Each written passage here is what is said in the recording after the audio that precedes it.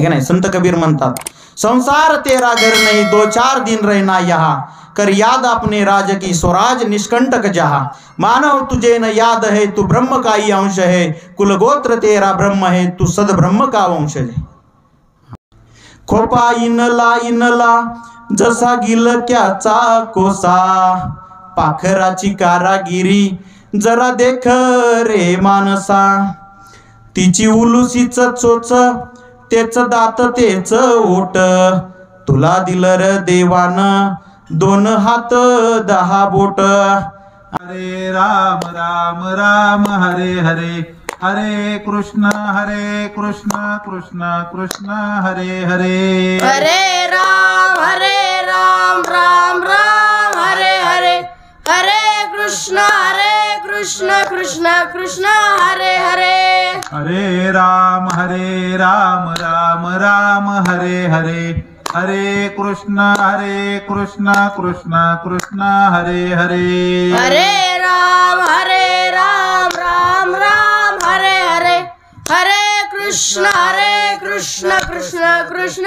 हरे हरे, हरे राम राम हरे हरे, हरे कृष्ण कृष्ण कृष्ण हरे हरे, हरे राम राम हरे हरे, हरे कृष्ण कृष्ण कृष्ण हरे हरे, कृष्ण कृष्ण हरे हरे, राम राम हरे हरे, हरे कृष्ण कृष्ण कृष्ण हरे, हरे राम राम हरे हरे, हरे कृष्ण कृष्ण कृष्ण हरे हरे, हरे राम राम राम हरे हरे, हरे कृष्ण कृष्ण कृष्ण हरे हरे, हरे राम राम हरे हरे, हरे कृष्ण कृष्ण कृष्ण हरे हरे, हरे राम राम हरे हरे, हरे कृष्ण कृष्ण कृष्ण हरे हरे। बोला वरदे हरे विठ्ठल श्री ज्ञानदेव तुकाराम पंढरीनाथ भगवान की जय, माऊली ज्ञानेश्वर महाराज की जय, जगद्गुरु तुकाराम महाराज की जय, सब संतन की जय। महायोग पीठे तटे भीमरत्याम, वरम पुंडरीकाय धातुम मुनींद्रे, जयांचे केलिया स्मरण, होय सकळ विद्यांचे अधिकरण, तेची वंदू श्री चरण श्री गुरूंचे, ते नमस्कारुनी आता। तद्विद्धी प्रणिपातेन परिप्रश्नेन सेवया, उपदेक्षन्ति ते ज्ञानम ज्ञानी तत्वदर्शिनाः। आज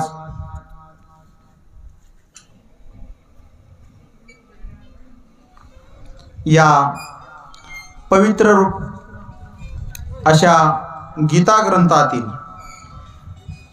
4थ्या अध्यायातील 34व्या श्लोकातील पहिली जी ओवी आहे ती अशी, ते ज्ञान पैगा बरवे, जरी मनी आथे आणावे, तरी संताया भजावे सर्वस्वेसी। सेवेसाठी निवडलेले आहे, ते ज्ञान पैगा बरवे, जरी मनी आथे आणावे, तरी संताया भजावे सर्वस्वेसी। हा पा माऊली ज्ञानोबराय या भगवद्गीता ग्रंथातील अध्याय क्रमांक 4 श्लोक 34, तद्वित्ती प्रणिपातेन परिप्रश्नेन सेवया। तुला ज्ञान मिळवायचं असेल तर काय केलं पाहिजे याचा उपाय आणि ज्ञानाचं महत्त्व सांगणारी ही ओवी सांगतायत। ते ज्ञान पैगा बरवे, जरी मनी आथे आणावे, तरी संताया भजावे सर्वस्वीसी. खरं तर आज श्री क्षेत्र विठ्ठलगड पाटोदा आदरणीय आमचे वडील वैराग्यमूर्ती रणवे बापू यांच्या संकल्पनेतून तयार झालेला हा गड, त्याचबरोबर आमचे चुलते हबप दादासाहेब तात्या रणवे यांच्या साथीने हा चाललेला ज्ञान यज्ञ सोहळा, याच्यामध्ये आज 5व्या दिवसाची सेवा माझ्याकडे आलेली आहे. खरं तर काल या ओवीच्या संदर्भाने काल तात्यांचं प्रवचन होतं आणि तात्यांनी या ओवीचा उल्लेख केला होता. ते ज्ञान पैगा बरवे जरी मनी आती आणावे तरी संताया भजावे सर्वस्वीसी. आता या ठिकाणी आज सेवेचं प्रवचन रूपी सेवा माझ्याकडे आलेली असताना आपल्या ज्ञानी श्रोत्यांसमोर तसं मी जास्त काही मोठा पंडित विद्वान नाहीये, पण एक वडिलांची आज्ञा असल्या कारणानं मी इथं बोलण्याचा प्रयत्न करतोय.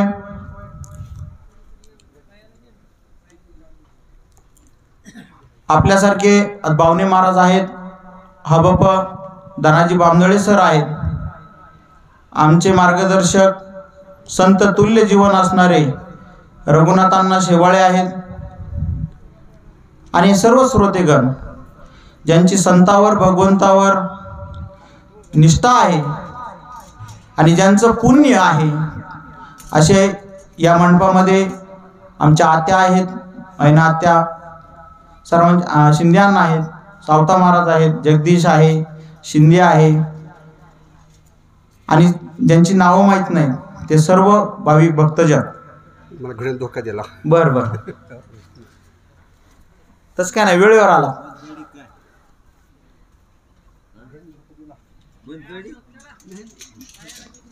खरं तर बापूंनी आज्ञा केली की तुला बोलायचे, नाव टाकून दिलं. बघा, एखाद्या प्रशासकीय एखाद्या वस्तूवरती कागदावर जर प्रशासनाचा शिक्का बसला आणि एका कागदावर लिहिलं गेलं, समजा हे 500 रुपये आहेत,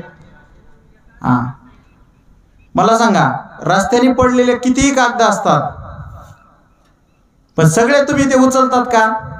जर त्याच्यात 500ची नोट दिसली शिक्का मारलेली शासनाने, तर त्या कागदाचं वेगळं महत्व आहे का नाही? तसं तात्यांनी बापूंनी आमच्यावर शिक्का मारला आज हे प्रवचन करा, त्याच्यामुळे आम्हालाही महत्व प्राप्त झालं. नाहीतर प्रवास करायला लागल्यावर आता इथून जर समजा बीडला जायचं असेल, बीड पर्यंत जायपर्यंत भरपूर असे दगड आपल्याला रोडच्या कडेने दिसतात, पण प्रत्येक दगडाचं महत्व नाही आहे का नाही? पण शासनाचा ज्या दगडावर शिक्का आहे किलोमीटरचा, गाडीत बसल्या बसल्या आपण म्हणतो आता बीड 40 राहिलं, बीड 30 राहिलं. कुणाला प्रमाण मानलं? तर त्या रोडच्या कडीच्या दगडाला प्रमाण मानलं तुम्ही. शासनाचा शिक्का बसला त्या दगडावर, आता त्या दगडाला किंमत राहील. ते दगडच आहे, पण त्या दगडाला तुम्ही सत्य मानलं. बघा, तसे आम्ही इथं जरी बसलो असलो, आम्ही कुठले विद्वान नाहीत, दगडच आहेत, पण संताचा शिक्का ज्यावेळेस बसतो त्यावेळेस रेडा पण बोलतो, दगड पण बोलतात. शिक्का कुणाचा आहे तुमच्यावर? तसं आमच्यावर बापूंचा तात्यांचा शिक्का बसलेला आहे. त्याच्यामुळं आम्ही इथं बोलतोय आणि ते तुम्हाला पटतंय. तर माऊली या ओवीमध्ये म्हणतायत, ते ज्ञान पैगा बरवे जरी मनी आती आणावे तरी संताया भजावे सर्वस्वीसी. मग काही साधकांनी प्रश्न विचारला असेल, तुम्ही आता सगळे एवढा पवित्र असा ज्ञानेश्वरी ग्रंथ लिहिला, ज्ञानाबद्दल सर्व काही आहे, मग आम्ही ज्ञानी नाहीत का? आम्हाला सगळं ज्ञान आहे, शेती करायचं ज्ञान आहे आहे का नाही? मुलांना शिकवायचं ज्ञान आहे, गावात राजकारण करायचं ज्ञान आहे, सगळ्या गोष्टींचं आम्हाला ज्ञान आहे. पण तुम्ही का म्हणा आमच्या ज्ञान मिळवा म्हणून मागं लागला. पण त्यांना हे माहीत नाही नेमकं कोणतं ज्ञान मिळवा म्हणतायत माऊली. ते ज्ञान पैगा बर्वे, बर्व ज्ञान मिळवा. पुढं सांगणार आहे मी बर्व काय आहे. जरी मनी त्या नावे, आणि मग ते तुम्हाला प्राप्त करायचं ना तरी संत या बजावे सर्वस्वेशी. मग बजा संतांना.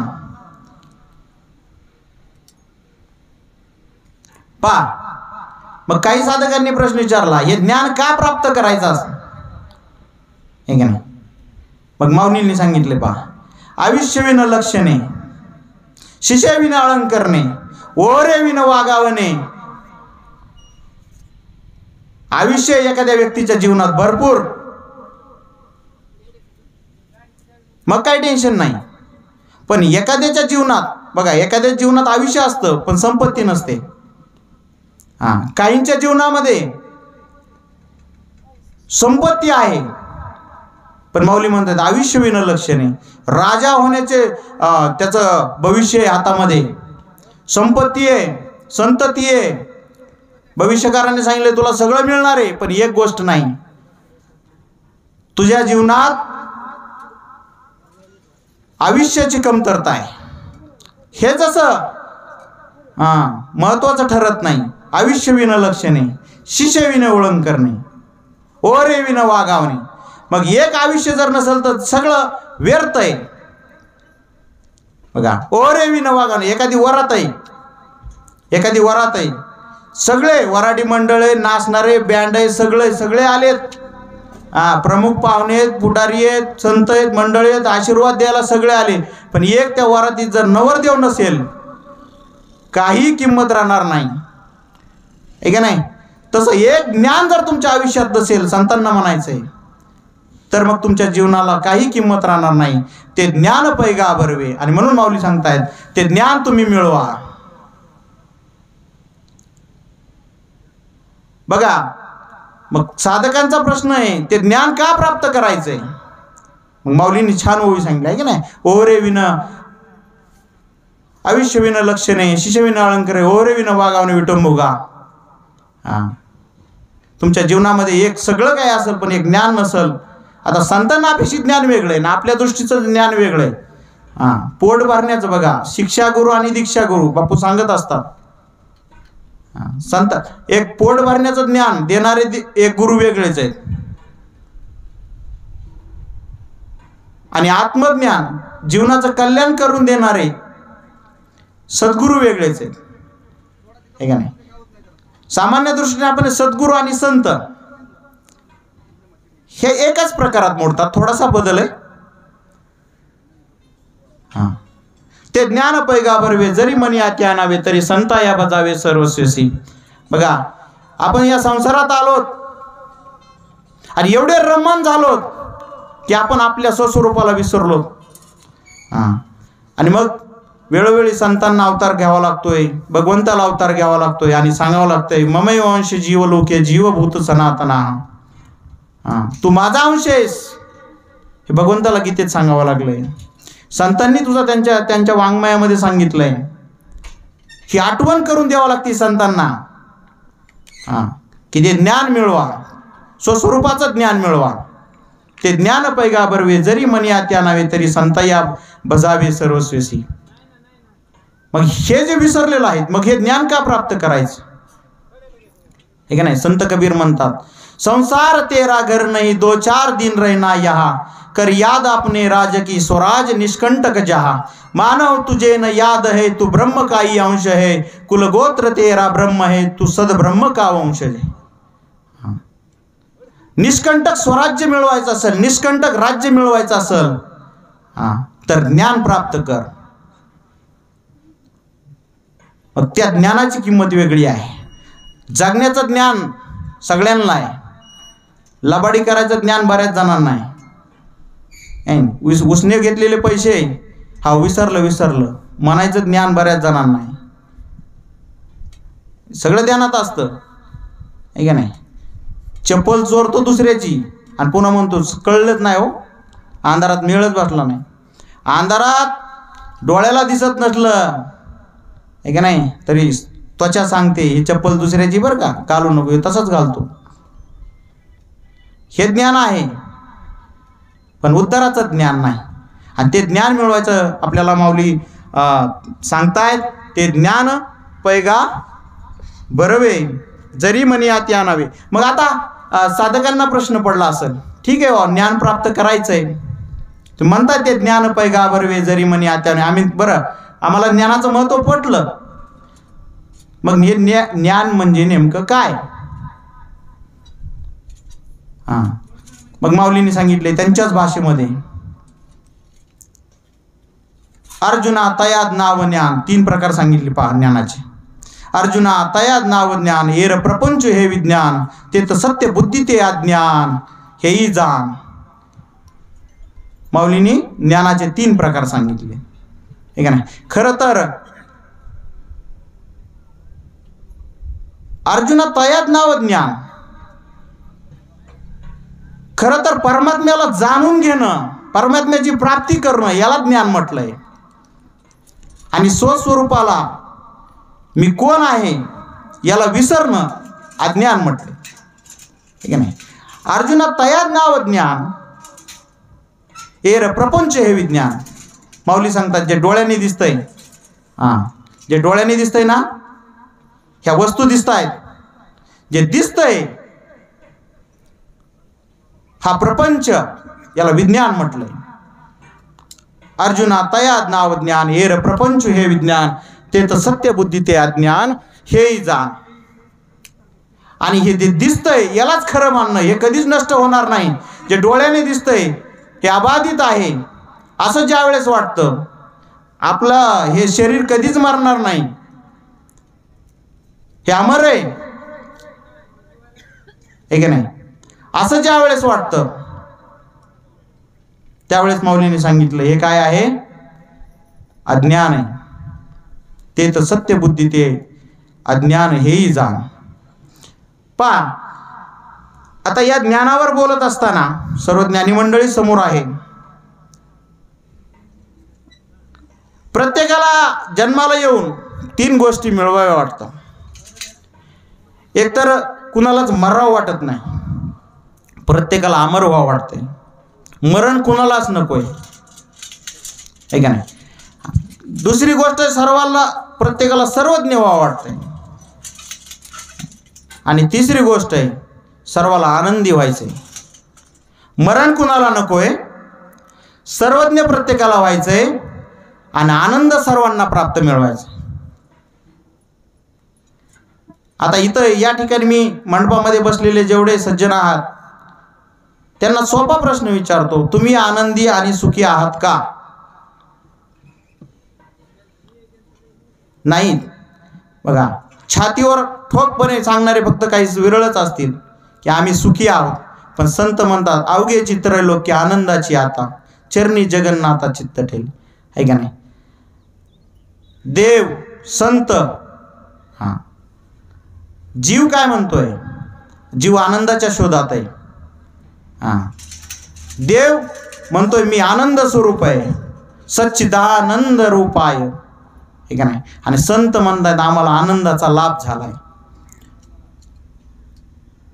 आणि मग तुम्हाला आनंद पाहिजे, तुम्हाला मरणावर विजय मिळवायचा आहे. हां, तुकोबाराय म्हणतात उत्तमची उरी कीर्ती मागे. संतांनी मरणावर विजय मिळवला. संत सर्वज्ञ आहेत, त्रिकालाचं ज्ञान आहे संतांकडे. आपल्याला ऐकावं आपण सर्वज्ञ आहेत का? सांगा बरं. सर्वज्ञ आहात तर आपल्या घरामध्ये इतके दिवस राहतो आपण, घरामध्ये प्लेटा किती तर चमचे किती तर ताटं किती येतंय का सांगता? दररोज घरात आहेत. म्हणजे आपण सर्वज्ञ नाहीत. आपल्याला घरातलंच कळा ना तर हे जगताचं ज्ञान कसं होणार आहे, हे का नाही. मग आपण मरणावर विजय नाही मिळवला, आपण सर्वज्ञ नाहीत आणि आपण आनंदही नाहीत. आणि मग माऊली म्हणतायत तुला आनंदी राहायचंय, तुला मरणावर विजय मिळवायचाय, तुला सर्वज्ञ व्हायचंय तर ते ज्ञान मिळव. हां, तुकाराम महाराज म्हणतात आम्ही खातो आनंदाचे लाडू. तुकोबराय आनंदाचे लाडू खातात. मग ह्या तिन्ही गोष्टीवर जर विजय मिळवायचा असेल, निष्कंटक स्वराज्य मिळवायचं असेल, तर ते ज्ञान प्राप्त करून घ्या असं माऊली सांगतायत. ते ज्ञान पैगा बर्वे. आणि मी आता बोलत होतो त्या ज्ञानाचे 3 प्रकार आहेत, माऊलींनी सांगितलेले आहेत. एक विज्ञान आहे, एक अज्ञान आहे आणि एक ज्ञान आहे. या तिन्ही शब्दात ज्ञान शब्द आहे. विज्ञानात सुद्धा ज्ञान आहे, अज्ञानात पण ज्ञान आहे आणि ज्ञान या शब्दात पण ज्ञान आहे. जे दिसतंय याला प्रपंच म्हटलंय. आणि हे खरं वाटणं, आपण मरणारच नाही, आपली घर, आपण बांधलेलं घर कधी पडणारच नाही, हे जसं खरं वाटतं ह्याला अज्ञान म्हटलंय. तसं गीतेमध्ये सुद्धा ज्ञानाचे 3 प्रकार सांगितलेले आहेत. पहा, एक राजस ज्ञान आहे, एक तामस ज्ञान आहे आणि एक सात्विक ज्ञान आहे. आता त्या ज्ञानाबद्दल बोलत असताना बघा, अज्ञान स्वस्वरूपाचा विसर झालाय. संत सांगतात जीवाला स्वस्वरूपाचा विसर पडला. मी कोण आहे, मी कुठून आलोय, मी काय करतोय याचं अज्ञान आहे का नाही. आणि म्हणून दुःख आहे. आणि ते अज्ञानात एकदा अज्ञान नष्ट केलं की मग तुझ्या जीवनात सुख आहे, मग ज्ञानाची प्राप्ती आहे का नाही. बघा, एक उदाहरण देतो म्हणजे तुमच्या लक्षात येईल. आपण दुःखी काय. एक माणूस होता आणि मांसाची पिशवी घेऊन चालला होता. आता मांसाची पिशवी घेऊन चालल्यानंतर कुत्र्याला वास आला, कुत्रं त्याच्या मागं लागलं. ते अगोदरच कुत्र्याला भेट होतं. कुत्रं पळायला लागलं म्हणून ते पुढं पळायला लागलं. आता मात्र कुत्र्याने चांगला जोर धरला. आपल्याला माहिती आहे आपण पळालं कुत्रं पळतच. चांगलं पळालं. तिकडून कोल्याने बघितलं, कोल्यालाही वास आला त्या पिशवीचा. ते कोलही मागे लागलं. त्याच तिथून जात असताना एक बिबट्या झाडाखाली बसला होता. त्या बिबट्यालाही तो वास आला. आता बिबट्याही त्याच्या मागे पळू लागला. पार त्या हृदयाचे ठोके पार त्याचे बंद पडायची वेळ आली, एवढा पळत होता. आणि मग एक शहाणा माणूस भेटला. त्याला चालता चालता, अरे काय झालं म्हणला. म्हणलं बघा नाही माग लागलीत म्हणला माझ्या. त्या माणसाने काय सल्ला दिला, तो हुशार होता, ज्ञानी होता. ते म्हणलं एक काम कर, ती पिशवी फेकून दे म्हणला तिकडं. आणि ती पिशवी त्याने फेकून दिली. मला सांगा आता ते 3 जण, ते कुत्रा, कोला, बिबट्या कशावर तुटून पडतील. कशावर तुटून पडतील. पिशवीवर तुटून पडतील आणि तो मुक्त होईल. त्याला आता टेन्शन नाही, आहे का नाही. तसं आपल्याकडे अज्ञानाची पिशवी आहे. संत सांगतायत अज्ञानाच्या पिशवीमुळे दुःख आहे. आणि एकदा तुमच्या जीवनातलं अज्ञान नष्ट झालं की मग सुखच आहे. मग ते ज्ञान पैगा बर्वे. आता बर्व या शब्दाचा अर्थ काय. चांगलं. तात्यांनी सांगितलं. तात्यांचा खूप ज्ञानेश्वरीचा अभ्यास आहे का नाही.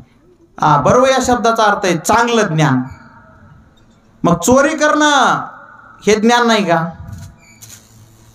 चोरी करायचंही ज्ञान आहे. बघा, खरे हुशार चोर असतात त्यांना चोरी करायचं ज्ञान असतं. घरी कोणी नसताना ऐवज किती आहे, कसा डाव साधायचा, का तिथं दिवसा 12 वाजता जातो का चोरी करायला, रात्रीचा वेळ कसा साधायचा, हे ज्ञान आहे. पण ते बरोबर ज्ञान नाही, आहे का नाही. आणि मग संतांनी सांगितले बर्व चांगलं ज्ञान मिळवा, सत्याचं ज्ञान मिळवा. त्याला अध्यात्म ज्ञान म्हटलंय. त्याचंच नाव दुसरं आत्मज्ञान आहे. ब्रह्मस्वरूपाला जाणणं, त्याला ब्रह्मज्ञान म्हटलंय संतांनी. अध्यात्म ज्ञान म्हटलंय. आत्म्याचं ज्ञान, ते ज्ञान मिळवलं पाहिजे असं संतांना वाटतंय. तर बर्व या शब्दावर मी बोलत होतो. पहा, संतांचे शब्द खूप अचूक आहेत.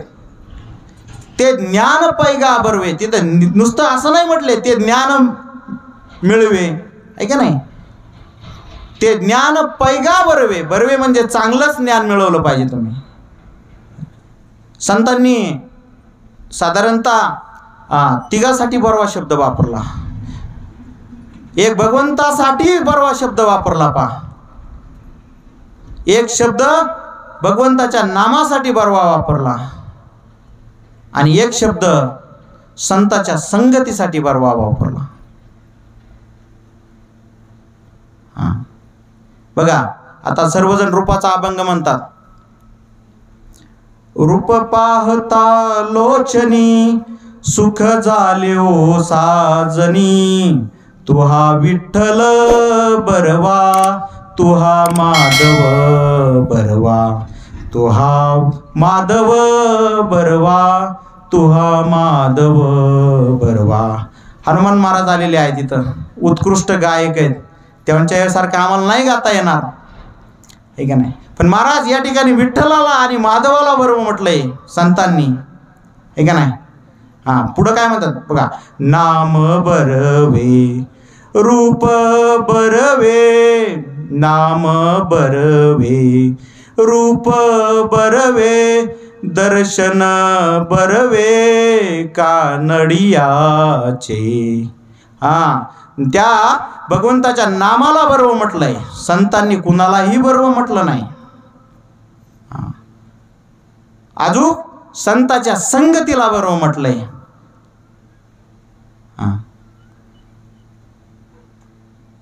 बरवा संत समागमू प्रकटला आत्मा रामू, बरवा संत समागमू प्रगटला आत्मा रामू. बघा पहिलं तो गे काय त्याच्यामध्ये बरवा संत समागम, संताच्या संगतीला बरोबर म्हटलंय. मग संताच्या संगतीला बरोबर म्हटलंय. आणि म्हणून या ठिकाणी माऊली सांगतायत ते ज्ञान मिळवा रे बाबांना, अज्ञानाला टाकून द्या, अज्ञानाला टाकून द्या. विज्ञानालाही माऊलींनी विज्ञानाचाही उल्लेख केलेला आहे का नाही. अर्जुना तयाद नाव ज्ञान एर प्रपंच हे विज्ञान. आता आम्ही सर्वजण विज्ञानवादी लोक आहेत, आहे का नाही. जे दिसतंय त्याचा अभ्यास करतं ते विज्ञान आहे, जे दिसतंय त्याचा अभ्यास करतं ते विज्ञान आहे. जे दिसत नाही पण ती पावर कार्य करते त्याला ज्ञान आहे, असं संतांनी म्हटलंय.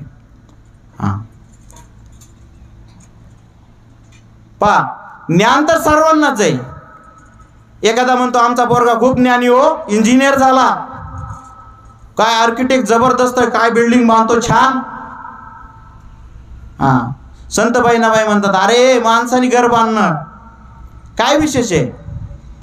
आयुष्यातले 7 ते 8 वर्ष इंजिनिअरिंगला घालवतात, लहानपणीपासून शिकतात आणि मग कुठं जाऊन घर बांधते ती चिवताई, तो इंजिनियर घर बांधतो, आहे का नाही. पण पहिल्या दिवशीचे जे महाराज होते आपले शंकर महाराज शेवाळे, त्यांनी पण या चिवताईचा उल्लेख केला होता. पाखरं काय म्हणले ते, पाखरं लग्न बांधायच्या अगोदर घर बांधतात आणि माणसं लग्न झाल्यावर एका घराचे 2 घर करतात, आहे का नाही. आणि मग त्या बहिणाबाईंनी सांगितले अरे तू घर बांधलं म्हणजे काय विशेष आहे, चिवताई गाई घर बांधते पहा. त्यांची एक कविता बापू म्हणत असतात. खोपा इनला इनला जसा गिलक्याचा कोसा, पाखराची कारागिरी जरा देख रे मानसा, तिची उलुसीच चोच तेच दात तेच ओट, तुला दिलं र देवान 2 हात 10 बोट. अरे माणसा तुला 2 हात दिले 10 बोट दिले. बघा त्या बहिणाबाई म्हणतात तिची चोच केवढीशी, तिचा मेंदू केवढा, तिला हात नाही बोट नाही, पण असा सुग्रण असा खोपा बांधते ना जबरदस्त, कुठल्याच इंजिनियरला बांधता येणार नाही. एका पिलासाठी 3 जीव झाडाले टांगला. आणि ते खोपा कुठं टांगलेला असतो बघा, झाडाला टांगलेला असतो, पण तिथं कुणालाच जाऊन घेता येत नाही कारण खाली विहीर असते. ते खोपा आणायला जायचं म्हणजे अगोदर विहिरीत पडावं लागतं, आहे का नाही. मग बहिणाबाईंनी सांगितलंय तू पक्षालाही ज्ञान आहे घरटं बांधण्याचं, तो घर बांधलं म्हणून काय विशेष आहे. पण संतांना ते ज्ञान अपेक्षित नाही, ते ज्ञान पैगा बरवे जरी मनी आती आणावे तरी संताया भजावे सर्वस्वसी. ते बर्व ज्ञान, चांगलं ज्ञान मिळवलं पाहिजे. या ठिकाणी आमचे वडील वैराग्यमूर्ती आदरणीय बापूंचं आगमन झालेलं आहे. टाळ्यांच्या गजरामध्ये आपण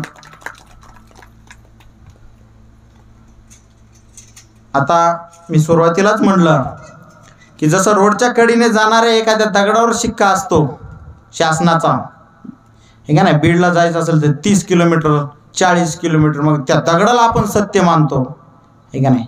आणि एखाद्या कागदावर शासनाचा शिक्का असला 500ची नोट 200ची नोट, हे का नाही, तर त्या कागदाला किंमत प्राप्त होते, हे का नाही.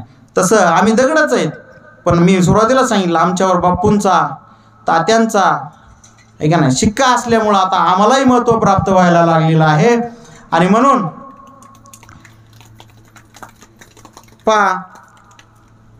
मग त्या काही साधकांनी प्रश्न विचारला, ते ज्ञान का प्राप्त करावं. माऊलींनी सांगितलं जसं वरातीत नवर देव नसेल तर काय त्या वरातीला किंमत राहत नाही. आणि ते ज्ञान कोणतं, तर स्वस्वरूपाला जाणणं, स्वतःची ओळख करून घेणं, ते आत्मज्ञान मिळवलं पाहिजे असं संतांनी सांगितलं. मग ते बर्व ज्ञान मिळवलं पाहिजे. मग ते कुठं आहे, बर्वा संत समागमू प्रगटला आत्मा रामू. बर्वा संत समागमू, मग तुला संताच्या संगतीत जावं लागलं. मग काही हुशार साधक होते आमच्या रघुनाथांना शेवाळेसारखे, ते म्हणले संताचीच संगती का, आम्ही जप करू, आमच्याकडे तेवढी पावर आहे, आम्ही तप करू, दुसरे माध्यम आहेत आमच्याकडे, आम्ही यज्ञ करू, हे का नाही. पण आता मला सांगा, खरंच आपण यज्ञ जप तप कलियुगात शक्य आहे का? आणि तेवढा आयुष्य आहे का? 100 वर्ष यज्ञ चालायचे, हे का नाही. 12 वर्ष नुसत्या लिंबाच्या पाला खाऊन जगणारे साधक होते. आता इथं एकादशीला दम निघा नाही, हे का नाही. आता सगळ्यांना माहिती परिस्थिती सध्या कलियुगातली काय आहे. शरीर तेवढं दिलं नाही. आणि म्हणून संतांनी सांगितले, कालच बडे महाराजांनी रात्री सांगितलं, काळानं रूप बदललं पाहिजे. मग तुला जर लवकर तात्काळ प्राप्ती करून घ्यायची असेल, आत्मज्ञान मिळवायचं असेल, तरी संताया भजावे. आणि पुढं सर्वस्वीसी लावलंय. एक छोटं उदाहरण देतो म्हणजे तुमच्या लक्षात येईल की संतांनाच का भजायचंय. जप, आता त्याने साधकांनी प्रश्न विचारला असेल, आम्ही जप करू आणि मग त्या ज्ञानाची प्राप्ती करून, जन्माचा पापाचा नाश करणारा जप, जन्माचा आणि पापाचा नाश करणारा हा जप करून आम्ही तो ज्ञान प्राप्त करू. पण आपल्याकडं बघा, मी तर असं म्हणेल, आता बरेचसे असे साधक असतात, त्यांना वाटतं काय आम्हाला संतांची गुरुची आवश्यकता आहे, आमच्याकडे ग्रंथ आहेत, आम्ही ते वाचून ज्ञान हे करू. तुम्हाला दूध जर पाहिजे असेल, एखाद्या, आता कडबा तुमच्या घरी असला म्हणून त्याचं दूध तयार होतं का? तुम्हाला दूध पाहिजे असेल तर गाय पाळावं लागते. मग ती गाय ती कडबा खाईल, हे का नाही, ते घास खाईल. आणि मग त्याच्यातून त्या गायीच्या पोटामध्ये ते घास कडबा कुट्टी गेल्यानंतर मग त्याच्यातून दुधाची प्राप्ती होते. तसं तुमच्याकडे सगळे ग्रंथ आहेत, शास्त्र आहेत, उपनिषदाचं सगळं तत्वज्ञान तुमच्या घरामध्ये भरलेलं आहे. आज तर इंटरनेटचा जमाना आहे, कुठलेही महाराज खिशात आहेत, ठीक आहे ना, नाव पुकारलं की येतात, सगळं ज्ञान तुमच्या जवळ आहे. पण जसं त्या चाऱ्यापासून दूध पाहिजे असेल तर तुम्हाला गाईच्या पोटातून तो चारा यावा लागतो, तसं तुम्हाला जर ज्ञान मिळवायचं असेल तर त्या संताच्या मुखातून ते वेद आणि त्या संतांचं जे वेदाचं ज्ञान आहे, तत्वज्ञान आहे, ते संताच्या मुखातून आल्यानंतर तुम्हाला लवकर प्राप्ती आहे. आणि म्हणून माऊली सांगताय, संता या भजावे सर्वस्वेसी. आता कलियुगाच्या संदर्भात मी बोलत होतो. आता कलियुगामध्ये आपल्याला तितकं आयुष्य देवाने दिलेलं नाही. आपण ऐकतोच, चांगदेव महाराज 1400 वर्षाचे होते, योगी होते. जन्माला आताचा लेकरू तर 14 वर्ष जगन का नाही बारवासा नाही. पहा, एक उदाहरण देतो म्हणजे तुमच्या लक्षात येऊन जाईल की संतांची संगत का करायची, का भाजायचंय संतांना. एक मुंगी होती, मुंगी. तिला पुण्याहून मुंबईला जायचं होतं. पुण्याहून मुंबईला जायचं होतं आणि तिचं आयुष्य राहिलं होतं 4 वर्षाचं. फक्त 4 दिवसाचं आयुष्यच नव्हतं तिला जास्त, 4 दिवसाचं. हां, मला सांगा, आता ती रात्रंदिवस जरी चलत पळाली समजा, तर तिला पुण्याहून मुंबई गटन का 4 दिवसाच्या आत. आणि तिथं जाऊन 1 दिवसाचं काम होतं. तिथल्या कामाला 1 दिवस जाणार होता, मग 3 दिवसात पोहोचायचंय. मग ते शक्य नाही. मग ती टेन्शनमध्ये मुंगी. हां, पण तिला एक चांगल्या विचार देणाऱ्या एका माणसाचा सल्ला मिळाला. म्हणजे एक काम कर, तुझ्या घरात राहते ना, तो मालक, त्या घराचा मालक, त्याची स्वतःची गाडी म्हणले VIP. हां, ते दररोज आता काय करणारे म्हणले, तो थोड्या वेळाने मुंबईला निघणारे. तू फक्त एक काम कर, त्याच्या शर्टाला चिटकून बस. ती मुंगी म्हणली ओके. हां, तिने सल्ला पाळला. आता काही सल्ला पाळीत नाहीत. ते म्हणते आम्हाला कळतं, तू नको ज्ञान शिकू. एखादा मला चल तिकडं मंडपात कीर्तनाला, ते म्हणतो हां लय महाराज वाटा लावले, तुझा मी आलो मागून, आहे का नाही. तर ती मुंगी काय करते बा, त्याच्या शर्टाला चिटकून बसते त्या घरातल्या मालकाच्या.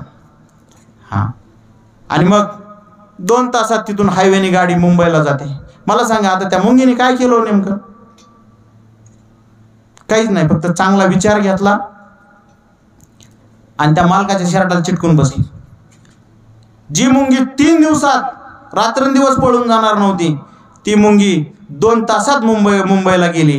हां, आणि म्हणून माऊली सांगतायत, तुम्हाला लवकर जर मुक्ती प्राप्त करायची असेल, तुमच्या मनुष्य जीवनाचा अंतिम उद्देश आहे मुक्ती मिळवणं, आणि ते मुक्ती जर तुम्हाला प्राप्त करायची असेल तरी संत या भजावे सर्वस्वेसी. त्या संताला भज, बाकी काही जास्त डोकं लावू नको. हां, संत आला बघा, तात्या सांगत असतात, संतावर, ग्रंथावर आणि भगवंतावर निष्ठा असली पाहिजे. संत आणि गुरुमध्ये थोडासा फरक आहे, जास्त नाही. संत तेच गुरु असतात, पण जे ब्रह्मनिष्ठ असतात आणि जे स्तोत्रीय असतात, हां, ते गुरु या पदाला प्राप्त होतात. मग संत काय करतात, तर आम्हाला उपदेश देतात, बोध करून देतात. कशाचा बोध करून देतात, तर त्या आत्मतत्वाचा बोध करून देतात. हां, मी कोण आहे, मी कुठून आलो, माझ्या जीवनाचा उद्देश काय, तू फक्त जगायला आलास का, आहे का नाही, तुझ्या जीवनाचा अंतिम उद्देश काय, हे आम्हाला बोध संत करून देतात. हां, आणि म्हणून बघा, आमचे बाप्पू पण सांगत असतात, संत बोध करून देतात. आणि त्यांच्या वाणीमध्ये, आता मी त्या दिवशी सौताड्याला बाप्पूंबरोबर गेलो होतो, खूप छान चिंतन मांडलं बापूंनी. राम आणि दाम या 2 शब्दावर पूर्ण कीर्तन झालं. हां, आणि त्यांचंच एक वाक्य असतं पहा, संत हे नाही सांगत की धन मिळव, संत सांगतात तू आत्मधन मिळव. हां, आमचे बापू म्हणत असतात, धनाने संपन्नता आहे, ज्ञानाने प्रसन्नता आहे. हां, धनाने उदर भरेल, ज्ञानाने उद्धार होईल. हां, बापू सांगत असतात, हां, धनाने इमारतीची उंची वाढेल, पण ज्ञानाने विचाराची उंची वाढेल. हे संतांच्या मुखातले वाक्य असतात पहा. हां, धनाने तुमची परिस्थिती बदलेल, ज्ञानाने तुमची मनस्थिती बदलेल. हां, बापू हे सांगतात, धनाने तुमची व्यवस्था लागेल, पोटापाण्याची व्यवस्था लागेल, पण ज्ञानाने तुमची अवस्था बदलेल. धनाने, बापू अजून एक सांगत असतात, धनाने निश्चिती आहे आणि ज्ञानाने निश्चिंती आहे. हां, धनाने बाहेरचं प्रदर्शन आहे आणि ज्ञानाने आत्मदर्शन आहे. आणि म्हणून माऊली सांगतायत, हां, ते ज्ञान पैगा भरवे, जरी मनी आती आणावे, तरी संता या भजावे सर्वस्वेसी.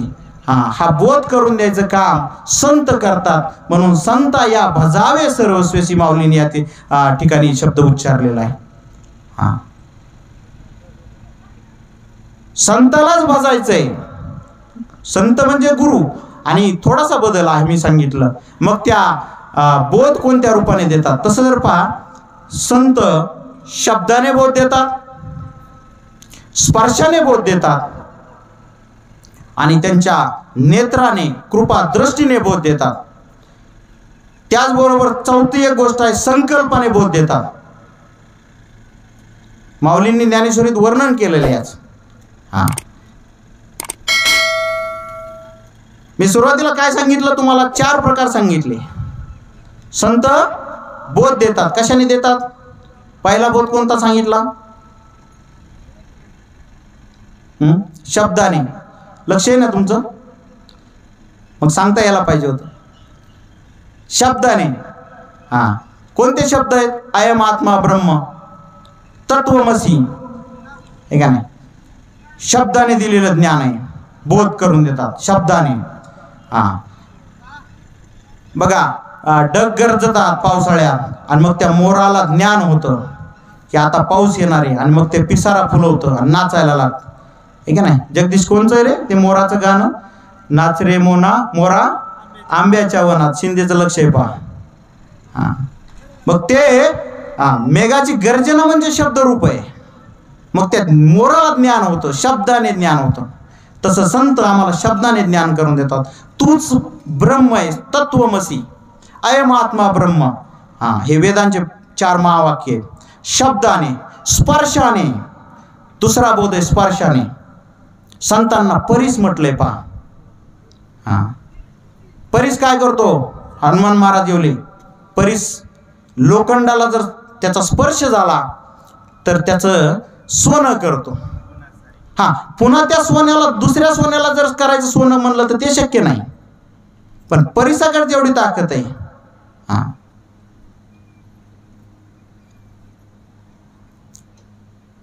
पहा, मग त्या लोखंडाला जर परिसाचा स्पर्श झाला तर ते लोखंड सोनं होतं. तसं संताचा जर सानिध्य मिळालं, स्पर्श झाला, तर दुसऱ्या त्या स्पर्श रूपाने सुद्धा आम्हाला संत काय करतात? जीवनामध्ये बोध करून देतात. हा, ते माऊलीने त्या कोकिळेचं आणि कावळ्याच्या पिल्लाचं उदाहरण दिलेलं आहे तिथं स्पर्शाच्या रूपाने. ती कोकिळा काय करते? ती स्वतःचं अंड त्या कावळ्याच्या घरट्यामध्ये नेऊन ठेवते. तिथं ते कावळी नसताना, आणि मग ती कावळीन त्या कोकिळ्याच्या अंड्याला उभवते, आहे का नाही? आणि मग त्याच्यापासून कोकिळीचं पिल्लू होतं. त्याच्या स्पर्शाचं तिथं तो उल्लेख केलेला आहे. हा, पारस लोहे को सोना करे. बघा, परिसाला महत्व का? तर लोहे को सोना करे, लोखंडाचं सोनं करतं. हा, पण संत असे, संत करे आप समाना. हा, परीस लोखंडाला सोनं करीन पण परीस नाही बनवणार. पण संताचा जर स्पर्श झाला तर संत तुम्हाला संत पद प्राप्त करून देतात, संतत्व ही पदवी प्राप्त करून देतात. हा, आणि म्हणून दुसरा बोध सांगितला संतांनी, माऊलींनी सांगितलं त्या संता या भजावे सर्वस्वसी. हा, त्या संताला भजल्यावर काय होईल तर दुसऱ्या प्रकारचा बोध मिळेल. पहिला आहे तुम्हाला शब्दाने बोध होईल, स्पर्शाने होईल, आणि तिसरा बोध होईल कृपादृष्टी, नेत्राने. संताच्या कृपा दृष्टीने तो बोध तुम्हाला होईल. रामकृष्ण.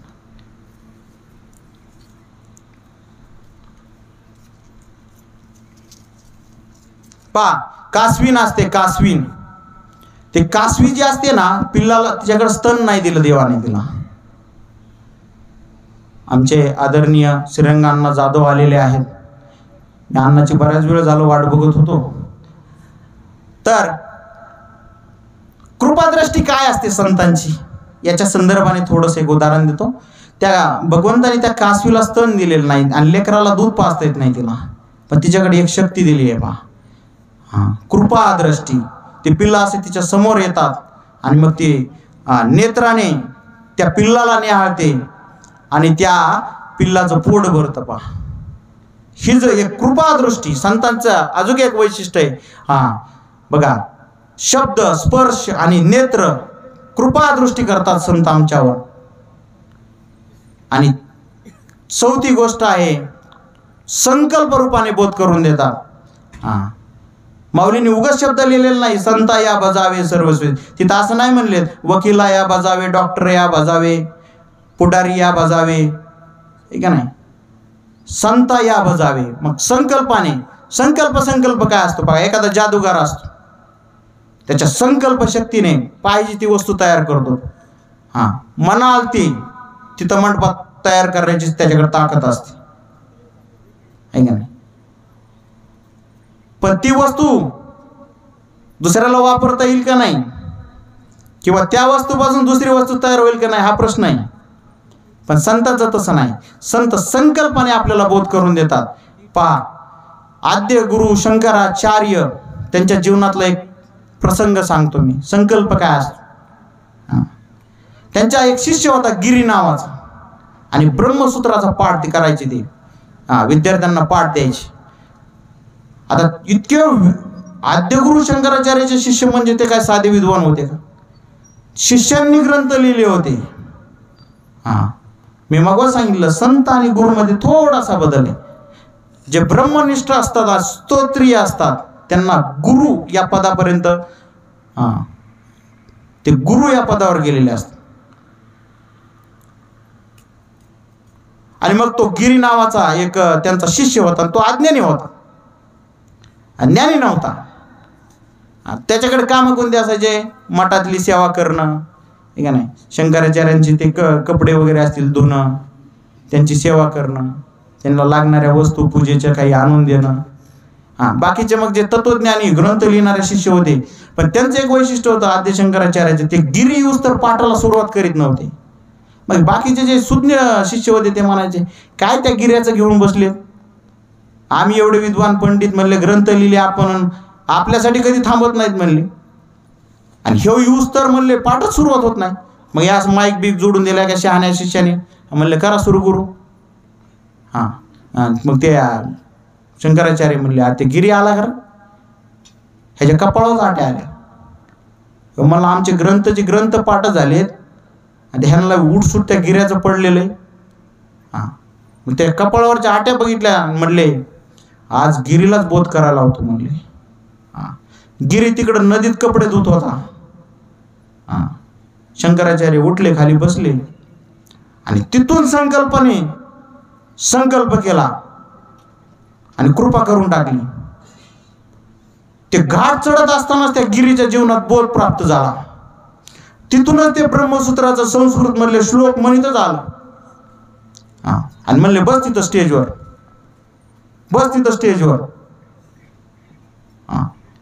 आणि मग काय, त्या गिरीने अख्खं ब्रह्मसूत्रावर व्याख्यान दिले. आणि म्हणून मी सांगितलं संत शब्दाने, स्पर्शाने, नेत्राने आणि संकल्पाने बोध करून आणतात. तसाही बघा भरपूर उदाहरणं आहेत संत साहित्यामध्ये, संत चरित्रामध्ये. की मग संता या भजावे सर्वस्वेसी.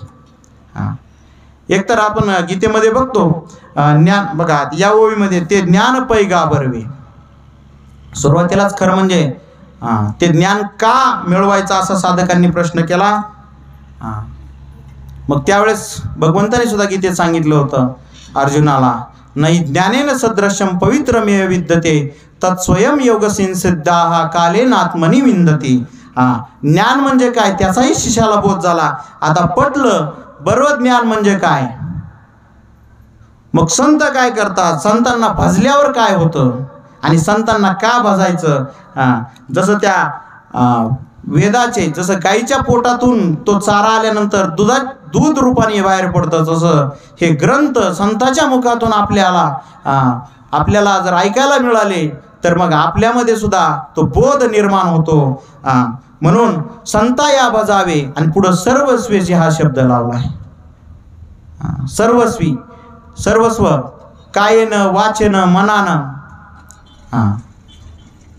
तनु मनो जीवे, ठीक आहे नाही, चरणाशी लागावे, अगर्वता करावे दास्य सकळ, तनाने मनाने, ठीक आहे नाही, संतांची सर्वस्वी सेवा केल्यानंतर मग तो तुम्हाला बोध प्राप्त होईल. बघा ज्ञानोबरायांचं उदाहरण मला द्यावं वाटतं. त्या काळात वाघावर बसून येणारे चांगदेव महाराज हे ज्ञानी नव्हते का? आपण म्हणतो त्या चांगदेवला काय कळलं नाही. अरे 1400 वर्षे ज्यांच्या संकल्पाने योगाचे ते पंडित होते, 1400 वर्ष आयुष्य वाढून घेतलं होतं, ते ध्यान समाधी लावून बसायचे आणि बघायचे या पृथ्वीवर एखादा ज्ञानी आहे का. माझ्याकडे सगळ्या विद्या आहेत पण एक आत्मविद्या नाहीये, आणि मग ती आत्मविद्या मला देणारा कोणी संत आहे का. ते ध्यान लावून बघायचे. ध्यान लावल्यानंतर त्यांच्या लक्षात येतं अजून तरी पृथ्वीवर तितक्या तोला मोलाचा मला शिकवणारा कोणी प्राप्त नाही, इथं आलेला नाही, हे का नाही. बापू सांगत असतात अगोदर तुमच्या अंतःकरणाची शुद्धी करा, मग संत तुम्हाला भेटा देईल, हे का नाही. आजचा जो प्रश्न आहे आता आपल्या अलीकडच्या काळामध्ये संत कुणाला म्हणायचा हा सगळ्यात मोठा प्रश्न आहे. आपल्या दृष्टीने अण्णांची चर्चा होत असते आमची, हे का नाही. ज्याच्या गळ्यात जास्त माळ आहे ते आपल्याला मोठा संत वाटतो, ज्याचा मठ मोठा आहे तो पण आपल्याला संत वाटतो. आणि आता तर नवीनच व्याख्या काढली लोकांनी, जो मोठ्या गाडीत येईन तो मोठा महाराज आणि मोठा संत, जास्त पाकिट घेणारा, हे का नाही. हे आपल्या व्याख्या आहेत. पण आमच्या बापूची व्याख्या असते पहा, अशांत जीवाला शांत करणारे ते संत. अशांत जीवाला शांत करणारे, ज्यांच्या सानिध्यात गेल्यानंतर नराचा नारायण होतो. आमच्यासारखे रेडे बोलायला लागतात, ओळखून जायचं ते संत आहेत, है का नाही. अजून एक व्याख्या मला थोडीशी करावी वाटते. ज्याला देवाशिवाय दुसरं काहीच आवडत नाही ते संत आहेत. आपल्याला फक्त देवच आवडलं असं नाही, कितीही काम असू द्या. पण आमचे बाप्पू कीर्तनाला गेल्याशिवाय राहत नाहीत. आम्ही कधी एखाद्या वेळेस बिघडतो म्हणून गपचूप जाऊन कीर्तन करून येतो. एवढंच काय, आमच्या बहिणीच्या लग्नाच्या दिवशी जाऊन कीर्तन केलंय. विषय येतो त्यांचा झाला नारायण, न आवडे जन धन माता पिता. मग एक देवाशिवाय ज्याला काहीच आवडत नाही ओळखून जायचं ते संत आहेत. निर्वाणी गोविंद असे मागे पुढे, काहीच साकडे पडोनी. आणि म्हणून त्यांना इथं काहीच कमी पडत नाही. त्यांच्या जीवनाकडे बघितलं तर आपल्याला, मी सकाळीच आंघोळ करता करता एक त्यांच्याच मुखातून ऐकलेलं वाक्य, एका बीजा केला नाश मग भोगीला कणीस, हे डोक्यात येऊन गेलं. म्हणलं एक बापू सांगत असतात, एक धान्याचं बी अगोदर जमिनीमध्ये स्वतःला गाडून घेतं, आणि मग मोठमोठ्याला दाण्याचं कणीस, ते एकेका ताटाला कितीतरी कंस लागतात. तसं एका बापूंनी इथं गाडून घेतलं समाज हितासाठी, जनकल्याणासाठी. संत जगताच्या कल्याणासाठी आलेले असतात. जगाच्या कल्याणा संताच्या विभूती, देह कष्टविती परोपकारी. आणि म्हणून त्यांनी स्वतःला गाडून घेतलं, म्हणून आज विठ्ठलगडासारखं मोठं कणीस या पाटोद्याला मिळालंय. असो, मी थोडस चांगदेवाच्या संदर्भाने बोलत होतो. आता सर्व समोर माझ्या ज्ञानी मंडळी बसलेली आहे. आता मी काय बोलावं, सुरुवातीला मला प्रश्न पडला होता, पण मला ते दगडाचं उदाहरण आठवलं. रोडच्या कडेला दगडच असतात म्हणलं, पण शासनाचा शिक्का असतो त्याच्यावर, त्यामुळे आपल्याला ते खरं मानावं लागतं. बीड 40 राहिलंय, संभाजीनगर 100 राहिलंय. तसं आमच्या बापूचा शिक्का आहे, त्यामुळे आपण काही बोला म्हणलं पुढच्याला खरं मानावंच लागणार, ठीक आहे ना. दृष्टीचा फरक असतो. ती दृष्टी देण्याचं काम आम्हाला संत करतात. चांगदेव महाराज, आता इथं ज्ञानी मंडळी बसलेली आहे. चांगदेव महाराज ज्ञानी होते पण आत्मज्ञानी नव्हते. आणि मग त्यांनी एकदा असं ध्यान लावून बघितलं, आहे का कोणी असा पृथ्वीवरती एखादा आत्मज्ञानी संत? मग त्यांच्या लक्षात आलं माऊली आहेत. सापाचा चाबूक करीत केला होता त्यांनी. इथं साप बसला बघितला रोडनी तर कुंकड पळाव कळा ना आपल्याला. साधी ताकद नव्हती त्यांच्याकडे. ते योगाचे पंडित होते, आयुष्य वाढवलं होतं त्यांनी. आणि मग माऊलीच्या सानिध्यात आल्यानंतर माऊलींनी त्यांना बोध केला. बघा 22 वर्षाचे गुरु आहेत आणि 1400 वर्षाचा शिष्य आहे. सगळ्या विद्या आहेत. हनुमंतरायाच्या जीवनामध्ये सुद्धा नवनिधिके दासा म्हटलं जातं. नवविद्या आहेत. हवेत उडण्याची विद्या आहे हनुमंतरायाकडं. रूप लहान वगैरे करण्याची विद्या आहे. पण एक आत्मविद्या नव्हती, तोपर्यंत ते बेचैन होते. ठीक आहे. आणि म्हणून जीवनामध्ये सुख प्राप्त करायचं असेल तर शेवटी माऊली सांगतायत, तरी संता या बजावे सर्वस्वेसी, तैसे मूळ सिंचने सहजे शाखा पल्लव संतोषती. जाणतेने गुरु भजिजे, तेने कृत कार्य होईजे, तैसे मूळ सिंचने सहजे शाखा पल्लव संतोषती. एखादा म्हटलं मग संतालाच का भाजायचंय? बघा, एखादं झाड असतं आणि त्या झाडाला लागलेले फुलं पानं कोंबेजून जातात. मग एखादा शहाणा माणूस म्हणतो, अरे अरे अरे काय अवस्था आहे, पाण्याचा प्रॉब्लेम दिसतोय. एवढे छान फुलं आहेत, एवढे छान हिरवीगार झाडे होती, पण पाणी नसल्यामुळं अवघड झालो. घ्या बरं टँकर मागून द्या बरं पाणी. मग ते पाणी फुलाला देतात का पानाला देतात? मुळ्याला. जैसे मूळ सिंचने सहजे शाखा पल्लव संतोषती. मग एक त्या मुळाला फक्त पाणी द्या, बाकी काय डोकं लावू नका. तसं तरी या संताया भजावे. माऊली सांगतात, एक त्या संताला भजा, बाकी डोकंच लावू नका तुम्ही. फक्त सर्वस्वेसी भजा. मग तुम्हाला तो आत्मज्ञान, तो बोध प्राप्त होईल. या ठिकाणी झालं रे वेळ. बोलू थोडस.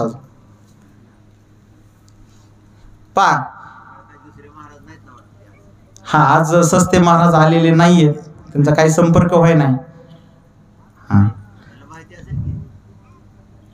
तर जाता जाता एक गोष्ट आठवली म्हणून सांगतो. आता बोलण्यासारखं खूप खूप आहे, पण 3 पात्र माझ्या लक्षात आली. एक आहे दुर्योधन, एक आहे युधिष्ठिर आणि एक आहे भगवान श्रीकृष्ण.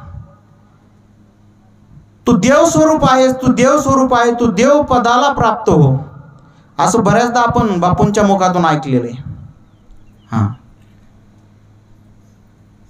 पण त्या देवस्वरूपाला प्राप्त व्हायचे, त्या कृष्ण रूपाला प्राप्त व्हायचे तर काय करावं लागेल? तर आपल्याला विचारात बदल करावा लागेल. विचारावर सुद्धा बापू बोलत असतात. विचारा वाचून न पविजे समाधान. दुर्योधनाने काय कोणाचा विचार केला? दुर्योधनाने फक्त स्वतःचा विचार केला. माझी सत्ता, माझं राज्य, माझं पद. जो स्वतःचा विचार करतो तो दुर्योधन असतो, लक्षात घ्या. युधिष्ठिर चांगला होता, भगवंताचा भक्त होता, पण त्यांनी फक्त आपल्या नातेवाईकाचा विचार केला. म्हणून इतिहासात त्यालाही थोडी मोजकीच किंमत आहे, किंवा त्याला स्मरून कीर्तनकार कीर्तन करत नाहीत. पण एक कृष्ण परमात्म्याला स्मरल्याशिवाय कुठला संत महात्मा कीर्तनाची सुरुवात करत नाही. कारण भगवंताने ज्यांनी सगळ्यांचा विचार केला, जगाचा विचार केला, जगाच्या कल्याणाचा, जगाच्या कल्याणा संताच्या विभूती, देवते संत, देवते संत. ऐका नाही, संतच देव आहेत आणि देव संत आहेत. आणि म्हणून कृष्णाने जगाचा विचार केला, म्हणून कृष्णाचा इतिहास झाला. मग तुम्ही ठरवायचंय तुमच्या जीवनात तुम्हाला युधिष्ठिर म्हणून राहायचंय का दुर्योधन म्हणून राहायचंय का कृष्ण रूपाला प्राप्त व्हायचंय? आणि म्हणून माऊली सांगतात, तरी संता या भजावे सर्वस्वेशी, जैसे मूळ सिंचने सहजे शाखा पल्लव संतोषते. आता काय बोलावं, सर्व विद्वान मंडळी समोर आहे. ना तरी बालक बोबडा बोली, का वाकुडा विचुका पावली, ते चोज करुणी माऊली जीवे रे गे. एखादं बालक बोबडं बोलतं पण आई वडिलाला राग येत नाही, पा त्यांना कुतूहल वाटतं. तसं झालंय आज आमचं. ना तरी बालक बोबडा बोली, का वाकुडा विचुका पावली, ते चोज करुणी माऊली जीवे. आम्हाला जसं सुचन तसं आमचं चाललंय. ठीक आहे. आता समोर बापू आहेत, तात्या आहेत, भावने महाराज आहेत, हनुमान महाराज आहेत, बांदळे सर आहेत, ही विद्वान मंडळी आहेत, रघुनाथांना आहेत. आणि मग ना तरी बालक बोबडा बोली, आहे का नाही, जसं सुचन तसं आमचं बोबड्या भाषेत चाललेलं आहे. पण ना तरी बालक बोबडा बोली, का वाकुडा विचुका पावली, ते चोज करुणी माऊली जीव रे गे. माऊली म्हणतात तसं आईबापाला आनंदच होत असतो. ते कसंही तोत्र बोबडं बोललं तरी, तसं तुम्ही संत मायबाप माझे जे श्रोते आहेत ते मायबापाप्रमाणे असल्या कारणाने त्यांना आनंद होतोय. आता सर्वस्वीची शब्दावर बोलत असताना बघा, अजून एक ओळी थोडीशी आठवली म्हणून सांगतो. कालच तात्याने सांगितलं होतं, का कमलकंदाने दरदुरी नांदणूक एकेची घरी, परी परगो सेवितो भ्रमरी, एरा चिकल चिवरे. आपणही संतांच्या संगतीत असतो. बरेचसे माणसं संतांच्या संगतीत असतात, मठात असतात, त्याच्या गाडीत बसतात, त्याच्या सोबत असतात. पण काहीतरी मनात शुद्ध हेतू नसतो, त्यामुळे बोध प्राप्त होत नाही. माऊली सांगतात, का कमलकंदाने दरदुरी नांदणूक एकेची घरी, परी परागो सेवितो भ्रमरी, एरा चिकल चिवरे. ते लांबून लांबून भुंगे येतात, त्या कमळातला मकरंद सेवन करून निघून जातात. आता इथं विठ्ठलगडावर हा बापूंनी ज्ञान यज्ञ सोहळा मांडलाय. आपण बघतोय पहिल्या दिवसापासून कुणी बिडून येतंय, कुणी आष्टीहून येतंय, कुणी माजलगावून येतंय, कुणी दारूरून येतंय. तो मकरंद सेवन करतायत, निघून जात आहे. आणि काही एरा चिकल चिवरे, काही जवळच आहेत. जसं त्या कमळाच्या बापूंचंच उदाहरण आहे. बापू सांगत असतात, जसं त्या कमळाच्या बुडक्याला खाली चिखलात तो बेडूक रात्रंदिवस असतो चिटकून, पण त्याची मकरंदाची गाठ नाही. तसं आता ते संतांनी त्याच्यावरही चिंतन मांडलंय. अंतकरण शुद्ध नाही म्हणून संतांची भेट नाही. अरे शबरी कुठल्या, बघा शबरी कुठल्या बंगल्यात राहत होती म्हणून देव तिला भेटायला गेले. देव म्हणले का ह्यांचा बंगला चांगला आहे म्हणून तिथं राहायची सोय व्यवस्थित? त्या झोपडीत गेले, तिचा भाव बघितला, देव प्रेमाचा भुकेला, हाची दुष्काळ तयाला. आणि म्हणून संत आपल्यात असली, संत नव्हती जगा माणसा सारिखे. समुद्र नदी पैगा, पाषाण मनोनयलिंगा. संत आपल्यासारखी दिसत असली, आपल्यासारखी बोलत असली,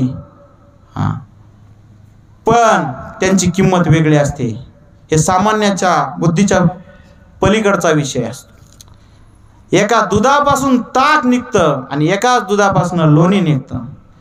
पण माता माऊल्यांना विनंती आहे, खरं सांगा, किंमत कुणाची जास्त आहे, लोण्याची का ताकाची?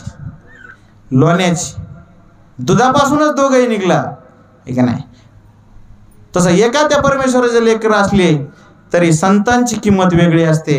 म्हणून आज या ठिकाणी 5व्या दिवसाची सेवा बापूंनी माझं नाव टाकून दिलं. आमचे दुसरे सहकारी महाराज आले नाहीत, पण या ठिकाणी बावणे महाराज आहेत. मला मगाशी कोणतरी येऊन म्हणलं बावणे महाराजही थोडं बोलायचं म्हणताय, तर वेळ झालेला आहे. हनुमान महाराज राहिलेत का?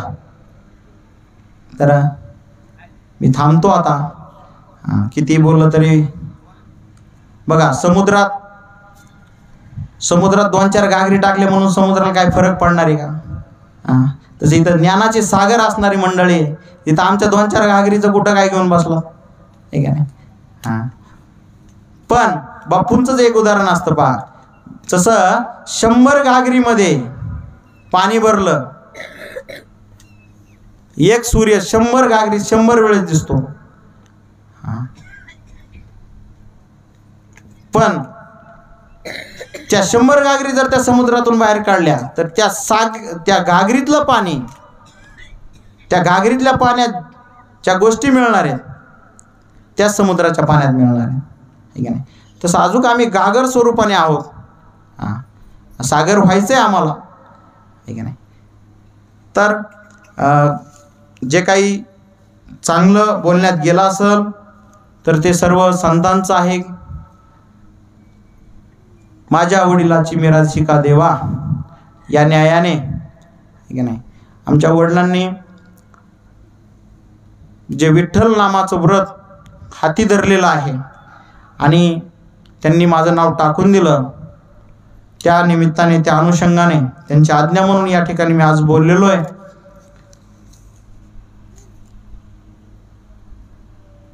मी मगवाच सांगितलं, का बालक बोबडा बोली का वाकडा विचुका पावली ते चोज करून मावली जिवे रे गे.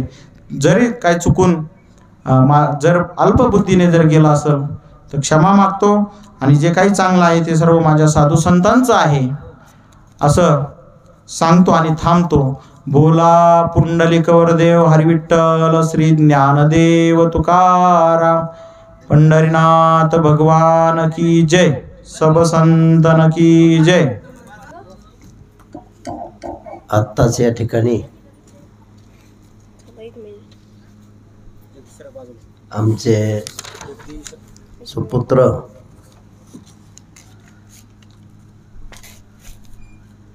हरिभक्तपरायण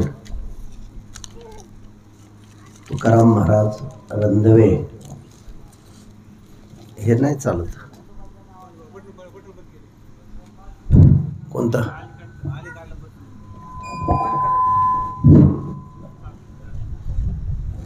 ह्याच्यावर बोलतो. आमच्या तुकाराम महाराजांनी आज इतकं गोड प्रवचन सांगितले. मी काही प्रवचन दारात उभं राहून ऐकले आणि काही इथं येऊन ऐकले. मला त्याच्यावर दडपण येऊ नये आणि म्हणून सुरुवातीला मी आलो नाही. एकदा चाली झोपी झाल्यावर मला जाऊन बसता येईल म्हणलं. आज या ठिकाणी माझ्या समोर त्याचं हे पहिलं प्रवचन आहे. मी श्रवण केलं आणि मला असं आपल्या लेकराचं कौतुक सुद्धा आपण केलं पाहिजे. मला असं या ठिकाणी आनंद वाटला.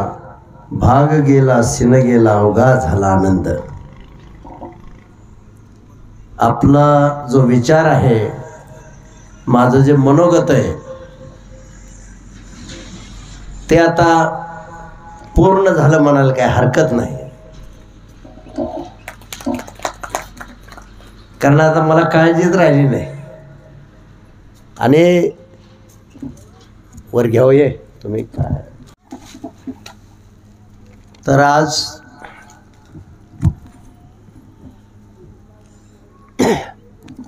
प्रवचन जे आहे, कीर्तन जे आहे, हे कशासाठी असतं?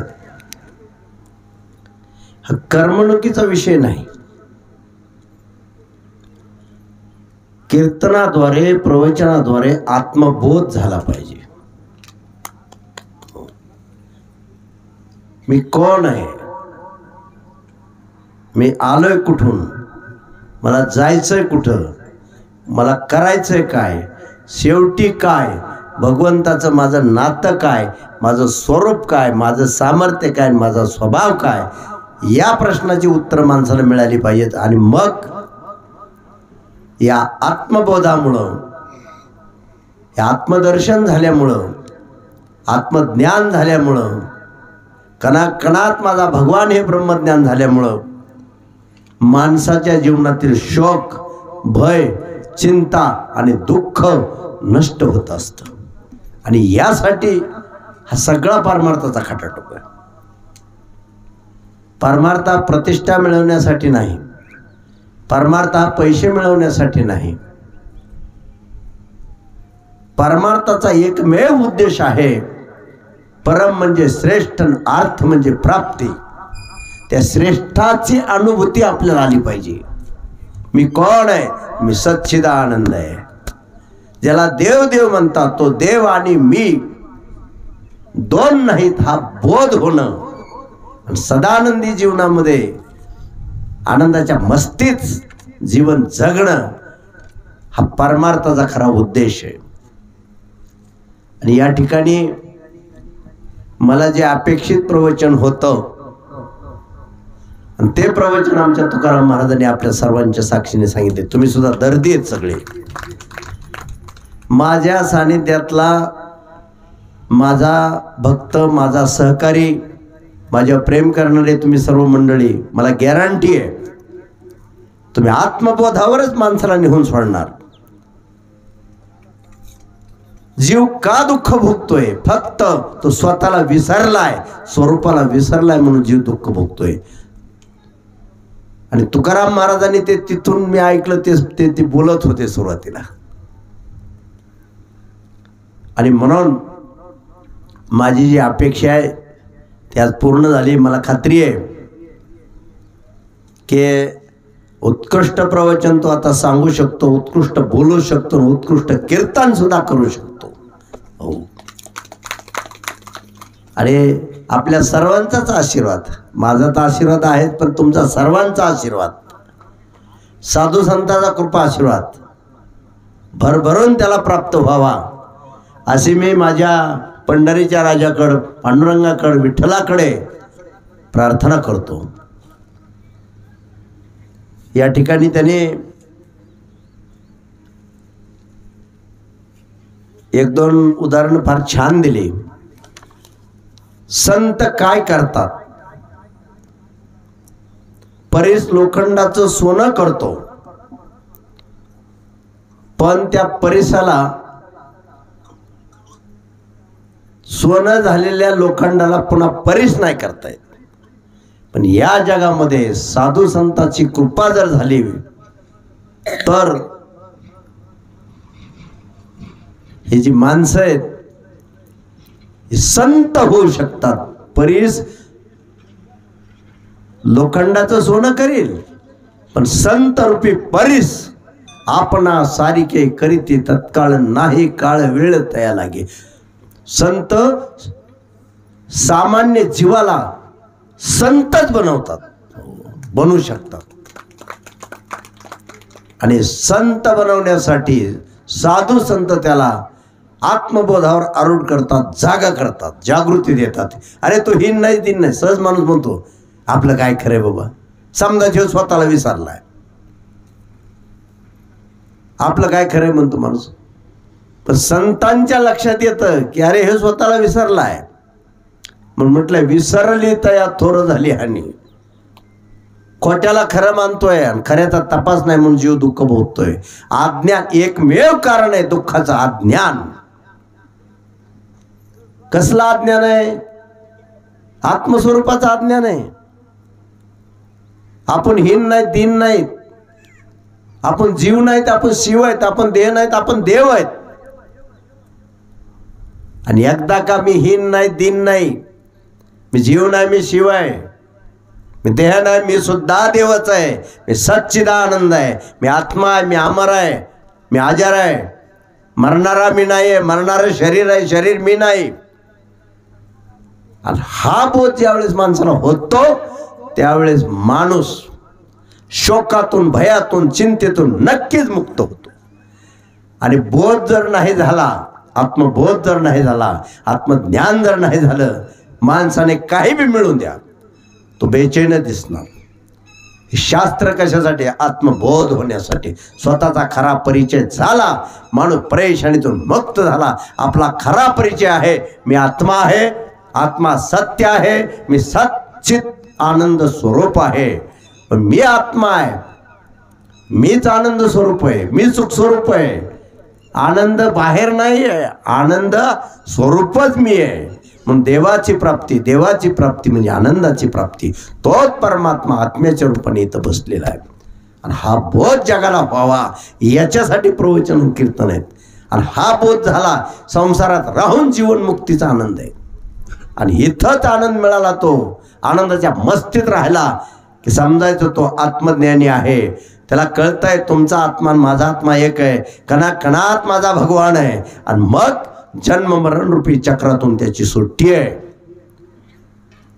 आणि अंतिम साध्य आहे आत्मबोध व्हावा, आत्मलाभ व्हावा. जगन्नाथांना पवार एकदा म्हटले होते कीर्तनात, खरा लाभ जो आत्मलाभासारखे गोमटे काहीच न दे के म्हणून भोग विषय हरिके जना. अरे आत्मलाभासारखा लाभ नाही, आत्मलाभासारखा दुसरा लाभ नाही. त्याला देव मिळणं म्हणायचं. हा लाभ झाला कशावरून? तर जगन्नाथांना पवार त्यावेळेस म्हणले होते, जो लोभावर विजय मिळवतो त्याला लाभ म्हणतात, जो लोभाला नष्ट करतो त्याला खरा लाभ झाला असं समजावं. आणि आपल्या जीवनामध्ये खरा लाभ व्हावा यासाठी हे कीर्तन प्रवचन आहेत. तुम्ही सर्वजण त्या बोधावर बोलताय. माझे परमस्नेही धनाजी बामदळे सर असतील, आमचे ख्यातनाम गायनाचार्य उत्कृष्ट कीर्तन करतात हनुमान महाराज येवले असतील, विशेष रघुनाथ अण्णा शेवाळे असतील, अण्णा उत्कृष्ट बोलतात. आमचे तात्या असतील. आत्मबोधाच्या भोवती जो फिरतोय तो खरा प्रवचनकार आहे, तो खरा कीर्तनकार आहे. संसाराच्या चकाट्या हाणणारा, समाजाला खिळून ठेवणारा, नुसतं रंगविणारा हा मला अपेक्षित नाही आहे. हो.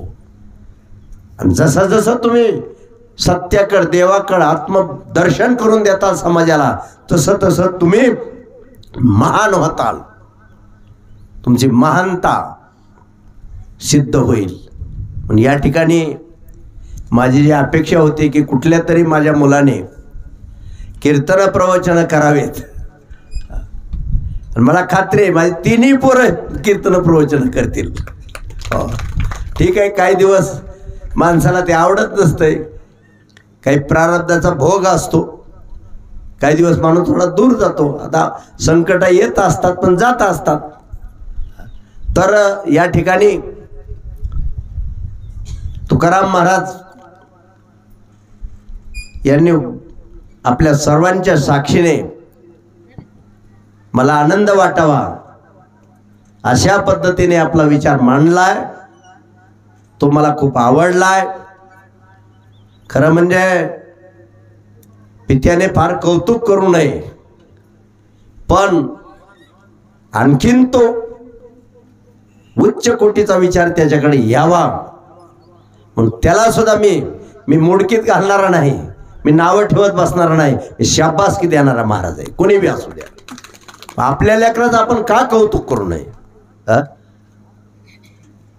मला समाधान वाटलंय, आनंद वाटलाय. आणि म्हणून तुकारामाला आपल्या सर्वांच्या वतीने शुभेच्छा देतो. आपला सर्वांचा आशीर्वाद त्याच्या पाठीशी राहावा. आमचे श्रीरंग अण्णांनी सुद्धा काल परवाच्या दिवशी खूप छान प्रवचन सांगितलं. आणि आत्मबोधाकडे घेऊन जाणारी आपली सगळी मंडळी आहे. हो, मी तर असं म्हणाल, जो आत्मबोधावर बोलणार नाही प्रवचनकार त्याने प्रवचन सुद्धा करू नये. आत्मबोधाकड जे कीर्तन येत नसल त्यांनी ते कीर्तन सुद्धा सांगू नये.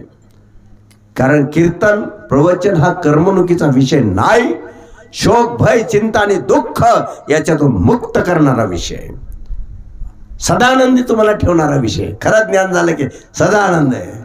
विचारा आमच्या धनाजी बामदळे सरांना, आनंदाच्या मस्तीत जीवन जगतात. असं तर या ठिकाणी तुकारामांनी छान प्रवचन केलं.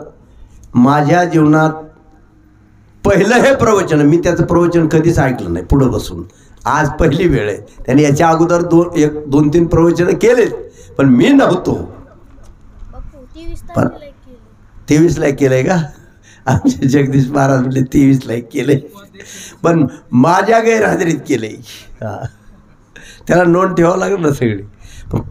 पहिल्यांदा माझ्या समोर तो बोललेला आहे. आज हा पवित्र दिवस आहे, हा नोंद इतिहासामध्ये नोंद घेणारा दिवस आहे रघुवांना. आजचा दिवस माझ्या दृष्टीने बरं का आनंदाचा, कारण माझी इच्छा होती पहिल्यांदा सावता महाराजाला असं महाराज बनवायचं, महाराष्ट्र त्याने जागा केला पाहिजे. पण सावता महाराजांनी थोडं दुर्लक्ष केलं. पण मला खात्री आहे सावता महाराज सुद्धा चांगलं प्रवचन, चांगलं कीर्तन भविष्यात करणार आहे. एका घरात 3-3 महाराज असू द्या, काय हरकत नाही. डॉक्टरची जशी गावाला गरज आहे तसे साधू संतांची सुद्धा ह्या समाजाला खूप गरज आहे. खूप महाराजाची गरज आहे. अजून लोक झोपलेली आहेत, जाग करायला तिथं जाऊन जाग उठवायला सुद्धा महाराजच पाहिजेत. हो, महाराजाची खूप गरज आहे. मग म्हणून असं म्हणून नाही गो सगळ्यांनीच काय त्याच्यात, मग असंच झालंय ना आपलं. आईबापाने पहिल्या काय पोरं शिकविली, उच्च पदावरती गेली, नोकऱ्याला लागली. एकाने शेती सांभाळा म्हणून त्याला शेतात ठेवलं, ते मेलं वजी उचलून. तो पुन्हा पगारच द्यायला, आणि इतका पगार असून पुन्हा शेत वाटून घेतोय. आणि पुन्हा आई बापाला म्हणतो की आता मी तिकडे लांब आहे, माझ्यापाशी काय तुम्हाला थोडं करपणार आहे. तर सांगण्याचं तात्पर्य की एकाच काय पोराला शिकवायचं आणि एका शेतात ठेवायचं, हे चुकीची पद्धत आहे. तसं ज्ञान सगळ्याला झालं पाहिजे. माझ्यात आता आमचा